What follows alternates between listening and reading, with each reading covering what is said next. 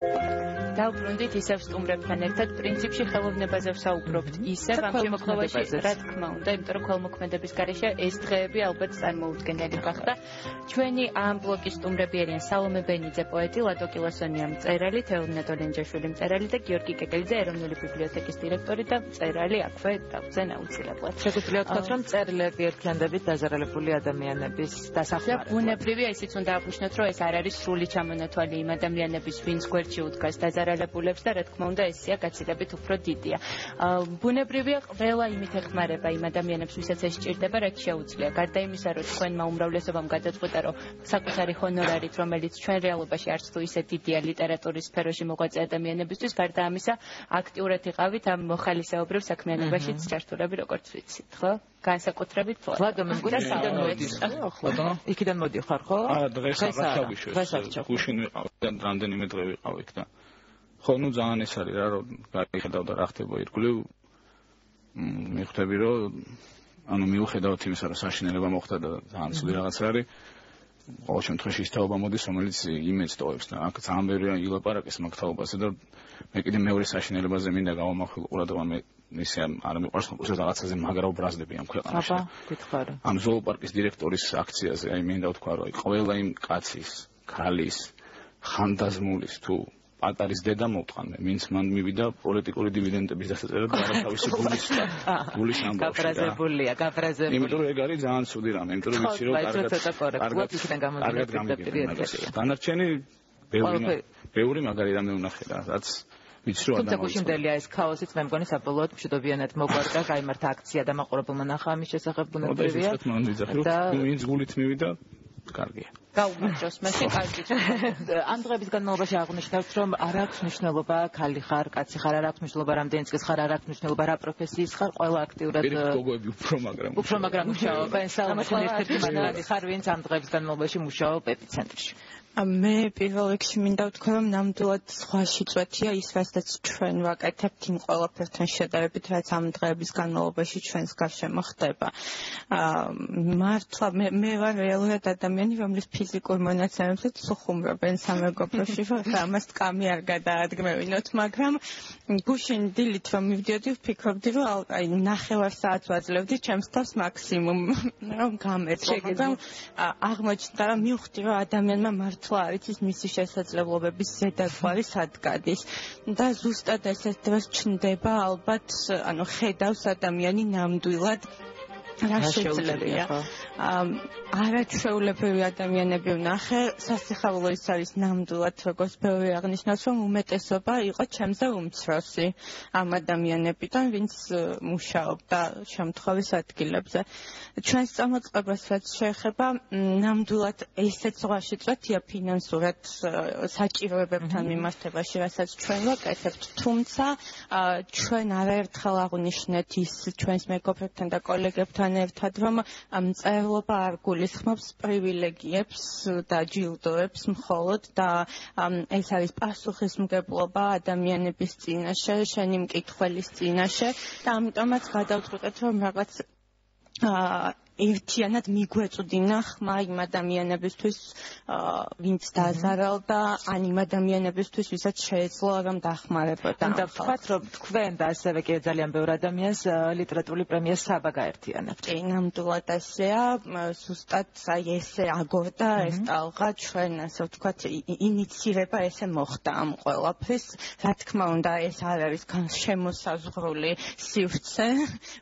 თუმცა თავიდან ინიციატივა ასე ესეც დაიწყო. საინტერესო ალბათ ისიც რა ფორმით აპირებთ ამ ადამიანების დახმარებას.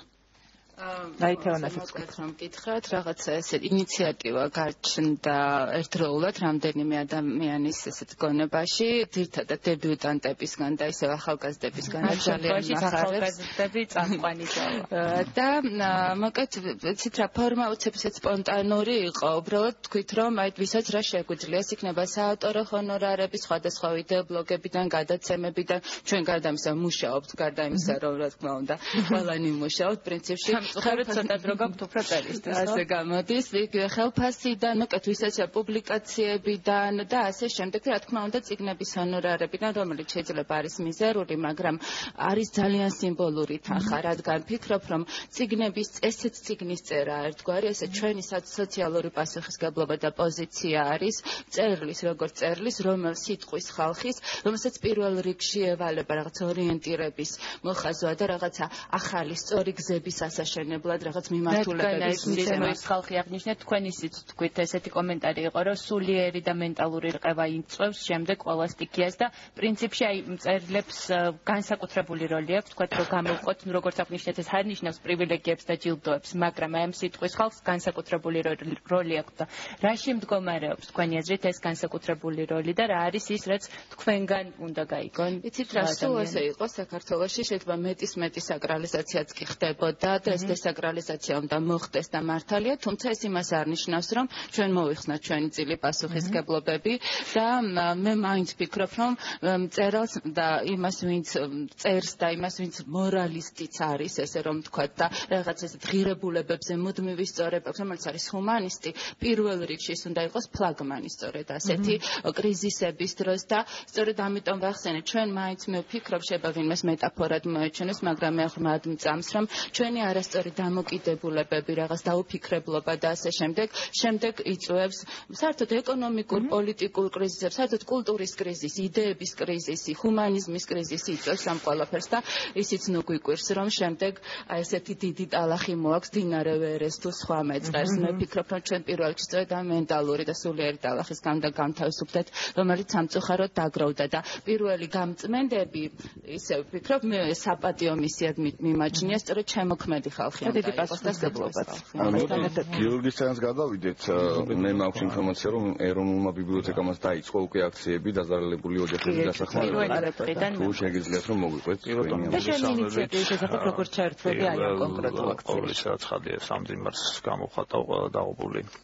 ადამიანის მიმართ და მათი ოჯახის წევრების მიმართ, რაც შეეხება პირველ ამბავს, ანუ გულისხმობ საბას ინიციატივას ხადია ჩავერთვები როგორც ავტორი, ისევე როგორც სხვა ყველა დანარჩენი ძალიან დიდი სიამოვნებით. საერთოდ ასეთი ტიპის ინიციატივებს აქვს ერთი კარგი ფუნქცია, რომ აი რაღაც ერთი სფეროს წარმომადგენლები ადვილად ერთიანდებიან ხოლმე კონკრეტული მისიის თქვა შესასრულებლად, ეს რაღაცა იდენტობის ნაწილიც არის და შესაბამისად აი ძალიან ისე უხეშად რო ვთქვა, კომერციული თვალსაზრისითაც შეიძლება ვთქვა, ანუ კომერციაში ამ შემთხვევაში გულისხმობ იმას, რომ უფრო მეტი მობილიზება იქნება იყოს მომგებიანი. აქედან გამომდინარე, მე მგონია, რომ არა მხოლოდ საბას ძალიან სწორი არის, რომ მხოლოდ ლაურეატები არ არიან, აქ ჩართულები ვთქვათ, ნომინანტებიც არიან, რომელთა რიცხვიც პრინციპში არის ძალიან დიდი, იმ უბრალო მიზეზის გამო, რომ მთელი ქართული ვთქვათ, მწერლობა, როგორც ასეთი ბუნებრივია, ამ აზრით ტრიალებს ამ კონკურსის ირგვლივ და ცხადია, თითქმის ყველა ყოფილა ამ ვთქვათ, პრემიის ნომინანტი სუმცია. რაც შეეხება ეროვნული ბიბლიოთეკის ინიციატივებს, ჩვენ პირველივე დღიდან დავიწყეთ გავხსენით პუნქტი, სადაც კი ძალიან ბევრი ანსაცმელი და პირველად საჭიროების ნივთი მოიტანეს, მართლა ძალიან ბევრი, მე არ ველოდი უბრალოდ, იმიტომ რომ ბიბლიოთეკა არ არის ესეთი ადგილი, სადაც რაღაცა სპეციფიკური რაღაცა დამოკიდებულება კონდეს ადამიანს რაღაც შესაგროვებლად, მაგრამ ახლა თქვათ სოლიდარობამ ამ ხელა ნიშნულს მიაღწია, მერე უკვე აღარ გამიგვირდა და აღარაფერი. ახლა ამ წუთას ჩვენ ვაკეთებთ იმას, რომ ჩავერთეთ აქტიურად აქციაში, რომელიც უკავშირდება იმ 44 ბავშვს, რომელიც არის დაზარალებულთა ოჯახის წევრი და თვითონაც დაზარალებული და ვცდილობთ, რომ თქვათ შევუგროვოთ სათამაშოები, წიგნები და სხვა რაღაცა საბავშვო ტიპის ინფები, მე გამოვაცხადებ მის ამას, იმიტომ რომ თლად ადვილი მისაგნები არ არის, თუ ცენტრშია, მაგრამ თუ ნამყოფი არ არის ადამიანი,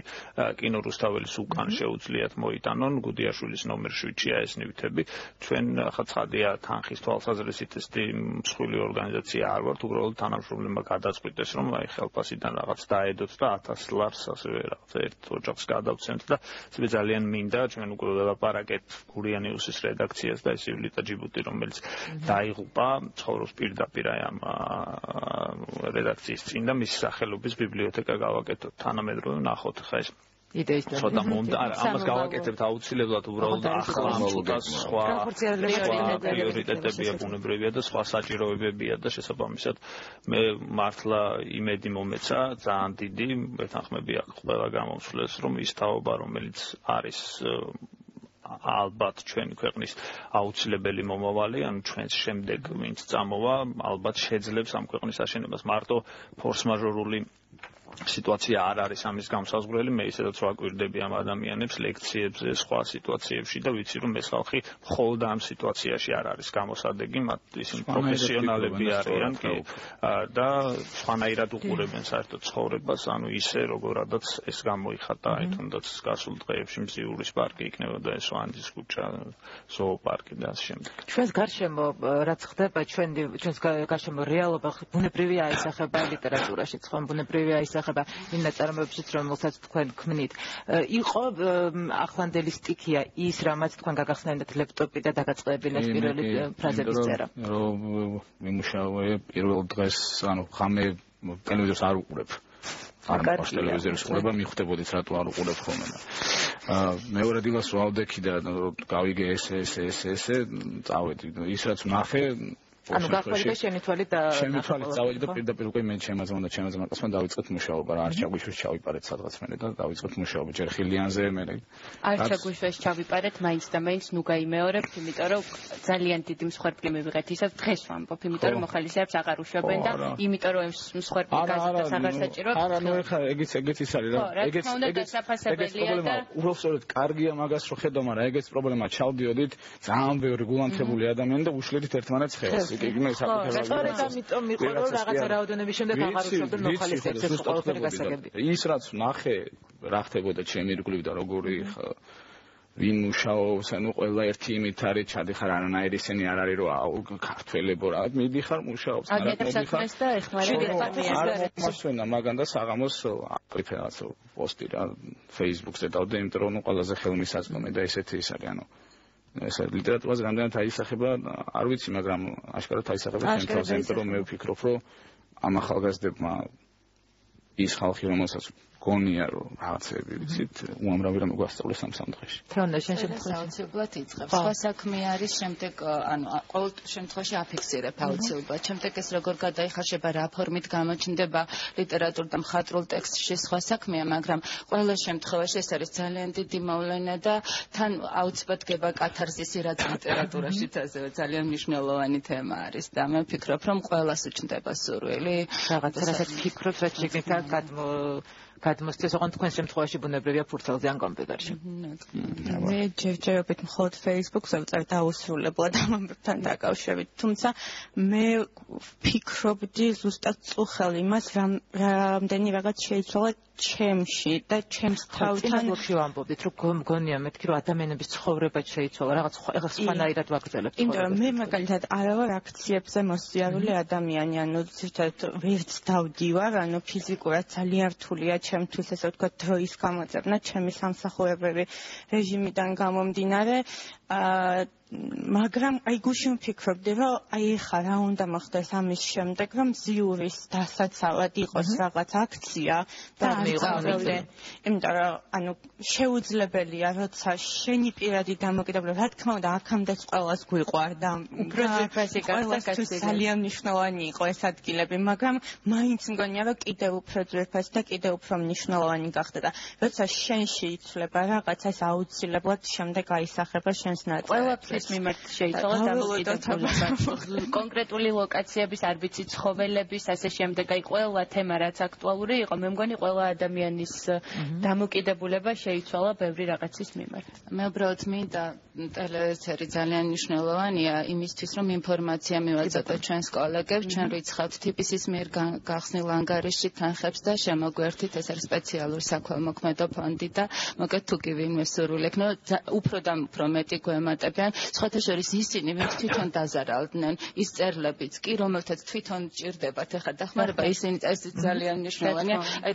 რა ხდება, იქაც ჭირდება დახმარება და ეს რაღაც ძალიან მნიშვნელოვანი და სიმბოლურია ესეც და მიხარია, რომ ჩვენ თურმე მწერლებს, რომელსაც სამწუხაროდ ხშირად გვიჭირდა გაერთიანება, აი ახლა სწორედ ის მომენტი დადგა, როდესაც ახლა მგონი მთელი ქვეყანა არის გაერთიანებული. გიორგი, იცი რა მაინტერესებს? ელოდი რომ აი ესე გაერთიანდებოდა ახალგაზრდობა, ესე აქტიურად ჩაებნებოდა, მართლა უწყვეტი ნაკადი იქნებოდა, იმიტომ რომ დღეს ბევრს იმაზე საუბრობენ, რომ ეს ჩვენთვის თითქოს მოულოდნელია. და ხელ მასშტაბს არ ველოდი, მაგრამ მე როგორც გითხარით, შეხება მაქვს ყოველდღიურად ძალიან ბევრ ახალგაზრდასთან სხვადასხვა თვალსაზრისით, ბიბლიოთეკა იქნება ეს თუ ლექციები და მართლა ძალიან ზუსტად ვიცი ყოველგვარი პათეტიკის გარეშე, რომ ამ ხალხს შეუძლია ნამდვილად კარგი ქვეყნის აშენება, თუ მათ ეკნებათ ბუნებრივია ამის შესაძლებლობა სხვადასხვა გარემოების გამო. აქედან გამომდინარე, მე ძალიან გაკვირვებული არა ვარ ამ ამბით, უფრო ძალიან გახარებული ვარ, ვიდრე გაკვირვებული, მაგრამ მეორე მხრივ ასევე გასათვალისწინებელია ისიც, რომ ჩვენ არ უნდა მოვადუნოთ ყურადღება, მე გულისხმობ იმ თაობასაც ასევე, იმიტომ რომ ძალიან ბევრი შესანიშნავი ახალგაზრდა გამოდიოდა მაგალითად 9 აპრილს, მაგრამ სულ რაღაცა 60 წელიწადში ისეთი ამბები ხდებოდა ქვეყანაში, რომელიც ალბათ ძალიან სამარცხვინო და გაუგებარია სრულიად, ასე რომ მე ძალიან დიდი მეც ვიტოვებ, რომ ისინი შეინარჩუნებენ ამ მუხტს და სრულიად ახალ ქვეყანას შექმნიან სახელმწიფოს. ახალგაზრდების ხელში სულ არის პირდაპირობა და ის რაც ძალიან კაია და თავარი არის, რომ მან ვიღაცა ობიექტურობა მხოლოდ ამ თაობის ზღვარი დავიჭიროთ ხოლმე, იმიტომ რომ ხო ის არის ის ამბობს რაღაცას კი ხანდახან მე სულ ამბობ ხოლმე თუ მაქვს ესე შეხედა რომ არ დაუჯეროთ მასწავლებლებს, იმიტომ რომ მასწავლებელი 95% მცდარია, ან შეიძლება რომ მცდარია, მაგრამ ეს ძალიან სახიფათო თეორიასაც მე ვიძახი, რომ ამან შეიძლება ის გააღვიოს, რასაც ჩვენ მე ვერ გააჩერებ. ხო და ამიტომ ეგეთი რაღაცები ზღვარია აუცილებელია, მაგრამ ნუ ვფიქრობ რომ მათი გული სუფთაა და მათი გული გარემოც ოდნავ უკეთესია ისევ მათ გამო ამდენ გაერთიანებულ ადამიანს. რეალურად. გიორგი, შენ შემთხვევაში როგორ იყო? დაწერე რამე ამ დღეების მე რაღაც პატარა ბლოგი დავწერე, უფრო გამოხმაურება ვიდრე თქვა. თუმცა შეიძლება რომ აი ეს მასშტაბებელი ჯიზე ზუსტად წიგნებშიც ასე რომ მაგრამ რა შეეხება თქვა ამის რეფლექსიას და მე უკვე სერიოზულ ტექსტებში გადანაზმუნებრივი ამას დრო ჭირდება, მაგრამ აბსოლუტურად ვეთანხმები თეონასაც და ყველას, რომ არ არის აუცილებელი რომ პირდაპირ მნიშვნელობით გადამისამართდეს ეს ამბავი, რომელიც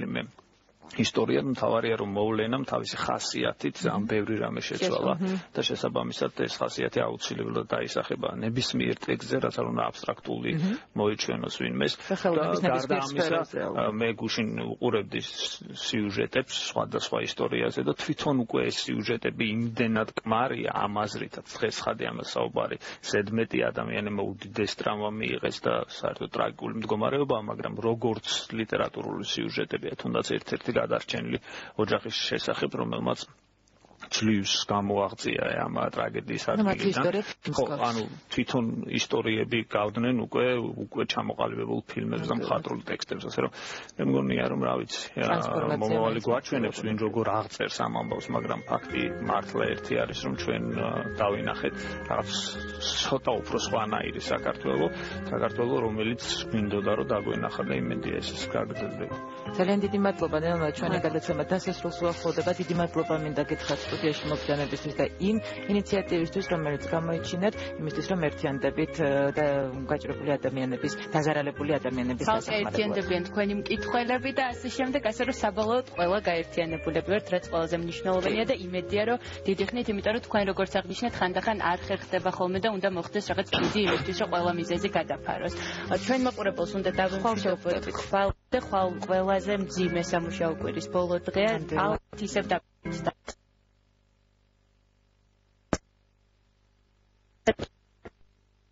და რაც შეიძლება მეტი კარგი ამბავი გვექნება. შვიდობიანი დღე ვუსურვოთ ჩვენს ტელემაყურებელს, ხვალამდე და კეთილდღე.